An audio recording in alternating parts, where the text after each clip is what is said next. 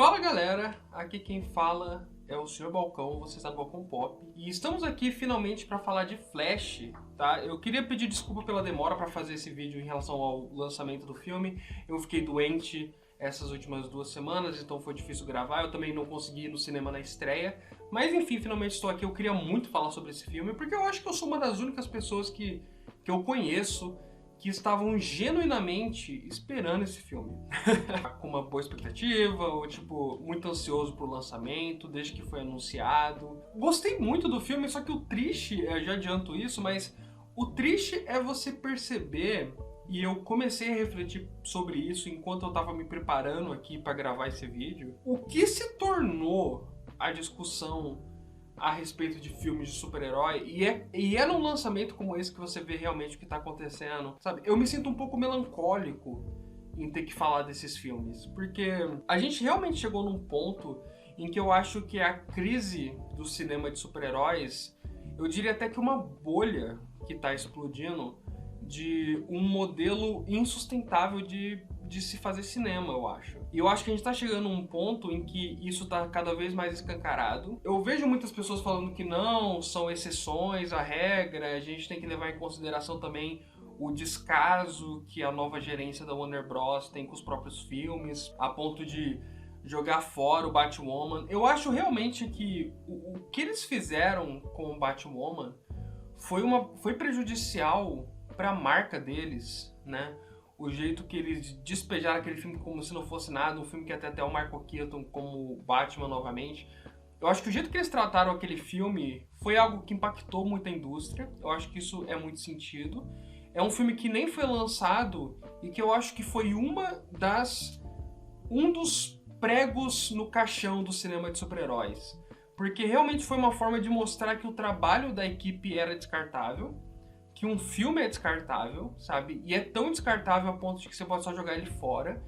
E que as únicas coisas que importam são os filmes que constroem pra alguma coisa. E isso é uma coisa que muitos fãs de super-herói, de filme de super-herói têm reclamado há muito tempo. Como é ruim esses filmes, especialmente a Marvel foi construindo isso. Então assim, de um lado você tem a Marvel, que construiu uma fórmula insustentável de franquia, em que os filmes funcionam mais como episódios de uma grande série do que filmes por si só.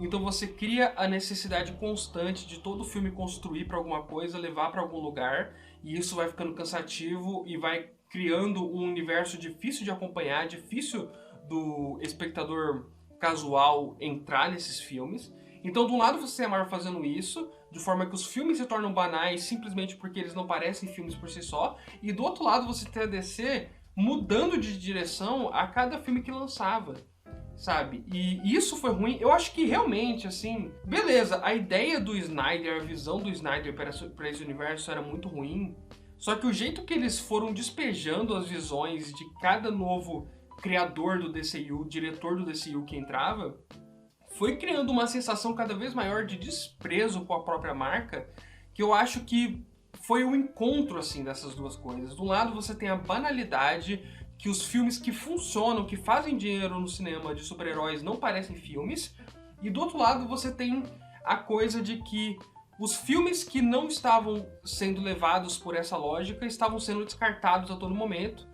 E aí você chega num ponto em que o próprio público está muito mal acostumado com o cinema, né? Especialmente depois da pandemia, a gente tem uma desconstrução do que é o papel do cinema na nossa vida, e é uma coisa que preocupa muita gente. Mesmo, eu acho que o cinema de super-herói está sendo o protagonista de um momento crucial na história do cinema, em que está mais em xeque qual que é o papel do cinema no entretenimento das pessoas, né?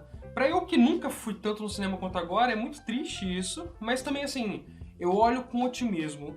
Eu acho que é uma crise que vai ser superada porque tudo passa e, tipo assim, o cinema é uma das formas de cultura mais clássicas da história da humanidade. Eu acho bem difícil você perder essa indústria tão formidável. Assim, é uma das coisas que vai continuar a trancos e barrancos, com sempre alguns pontos altos se destacando. E esse ano, claramente, você teve um filme como Guardiões da Galáxia Volume 3, que conseguiu um ótimo resultado, mas tem se demonstrado aí como um estranho no ninho, né? Uma exceção à regra, porque todo filme de super-herói desse ano até agora, eu diria que os próximos a saírem também, tendem a cada vez arrecadarem menos dinheiro. né? A gente, enquanto público, né, por mais que a gente reclame dos filmes da Marvel nessa fórmula, também a gente chega num filme como Flash e a gente tá tão mal acostumado com esse gênero que realmente bate uma tristeza, uma melancolia de estar discutindo um filme que a gente sabe que não vai levar a lugar nenhum, né? E isso nem deveria estar na discussão, a gente nem deveria estar pensando nisso. Tipo, o que esse filme leva a gente pro próximo filme ou não e tal. A gente não deveria estar discutindo sobre os próximos filmes, a gente deveria estar discutindo sobre Flash. Só que é impossível, a gente criou um modelo de construção desses universos cinematográficos em que não é um acréscimo legal, é uma dependência, sabe? É uma base. Não é mais uma coisa maneira, um plus que um filme pode ter, de uma participação especial aqui ou ali. É realmente, tipo assim, dá essa sensação, mesmo que o filme seja muito bom por si só, e eu realmente acho isso, dá essa sensação de que a partir do momento que esse filme com certeza não vai ser usado pela DC agora, principalmente depois dessa bagunça de bilheteria e essa péssima bilheteria, eu acho que se o filme tivesse tido uma ótima bilheteria, dava pra discutir a volta do Ezra Miller e tudo mais, mas já que o filme foi um fracasso, eu acho que do próximo filme pra frente vai mudar tudo, e eu diria até que tem muitas chances do próximo filme ser outro fracasso, o que eu não ficaria surpreso a DC mudando tudo de novo. E todos aqueles planejamentos que o James Gunn fez irem pro lixo, sinceramente. Porque eu tô até me questionando até que ponto a Marvel vai conseguir ficar lançando essas produções muito caras com a queda das bilheterias deles. É muito triste que eu tive que começar com uma puta introdução sobre coisas que nem dizem respeito ao filme, mas é porque são coisas que são difíceis de ignorar, sabe? E são as coisas que fazem com que eu me sinta mal em sequer ter que discutir o filme sabendo que a maior preocupação das pessoas vai ser essas paradinhas que eu acho que deveriam ser secundárias, né? Mas enfim, eu adorei Flash. Eu achei que dois pontos principais que fazem esse filme se destacar muito pra mim é que os momentos dramáticos dele são muito bons, muito tocantes. São momentos dramáticos que funcionam muito bem. E os momentos de comédia dele são hilários. Eu acho que esse filme tem algumas das cenas mais engraçadas que eu já vi no cinema de herói. Eu acho realmente hilárias os conceitos que eles tiveram para certas cenas, a interação do Flash jovem com o Flash do outro universo. Eu achei muito engraçada. E é muito foda, triste também que o contexto que esse filme saiu no geral é horrível. Não só por tudo isso que eu falei de como tá o cinema de super-heróis no momento, mas pela forma como o Ezra Miller, todas as merdas que ele fez, acaba criando uma antipatia logo de cara pelo filme, porque é um filme que só funciona se você conseguir excluir da sua cabeça o que o Ezra Miller fez, e não foi pouca coisa. E também simplesmente o fato de que o filme não consegue ter mais aquela surpresa de quando ele faz certas referências especiais a outros filmes e tudo mais. Ele não consegue ter nenhum frescor porque a essa altura já tá batido, né? Todas essas ideias. O Aranhaverso vai zerar tudo que dá pra você fazer com esse conceito de multiverso de forma boa. Que, aliás, o Aranhaverso é outro ponto fora da curva no meio de tudo isso, que talvez, inclusive, dependendo do sucesso do próximo Aranhaverso, pode ditar o futuro do cinema de super-heróis, talvez no caminho de animação. O que pode ser interessante, né? Mas a gente veria aí todos os planos que a gente tem agora no horizonte mudando.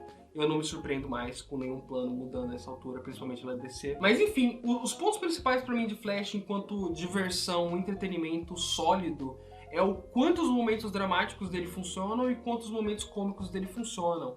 Só que no meio disso você tem que levar em consideração o jeito que o filme lida com o legado da DC Comics no cinema, que quando eu saí do cinema me parecia muito bom.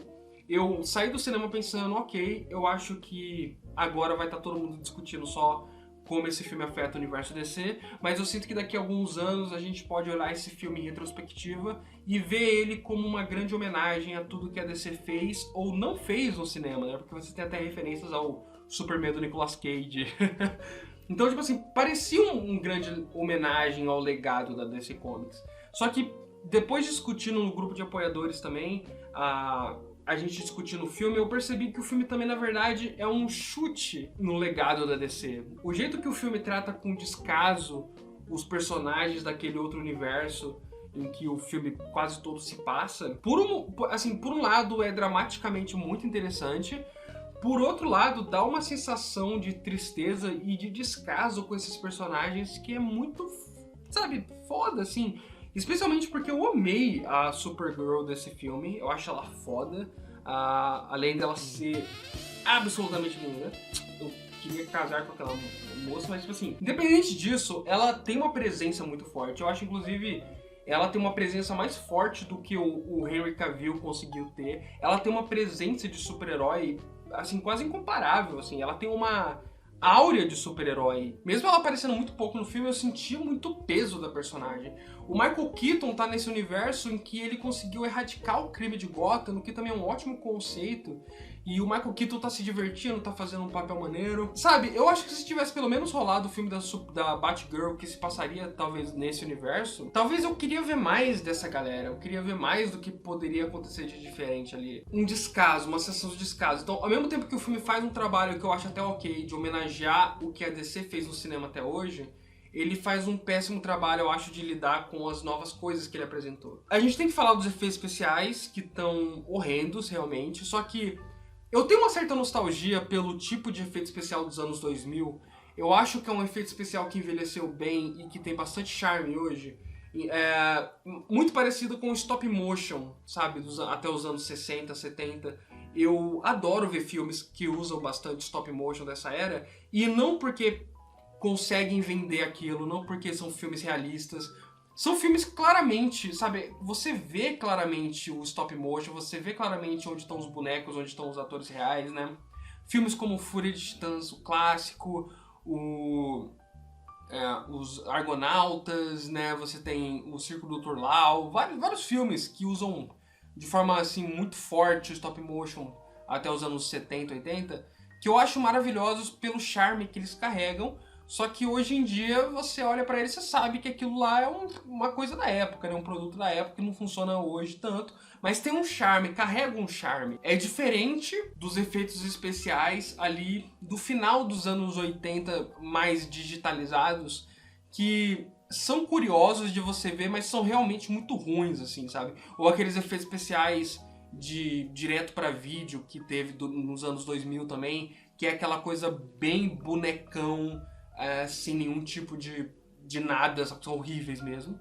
Só que aí você tem alguns efeitos especiais, como é o caso dos blockbusters dos anos 2000, que tem aquele charme de serem mais parecidos com realmente animações intercaladas com o filme, sabe? Os efeitos especiais da trilogia do Sam Raimi do Homem-Aranha, os efeitos especiais do Van Helsing. São filmes que carregam um efeito especial que parece se entregar mais pra elasticidade, se entregar mais pra você ver claramente quando, pô, até aqui era uma pessoa real, até aqui era efeito prático, só que a partir daqui virou um boneco digital. Só que você via ali um trabalho, um cuidado em tentar fazer o melhor que era possível na época com as ferramentas que tinha.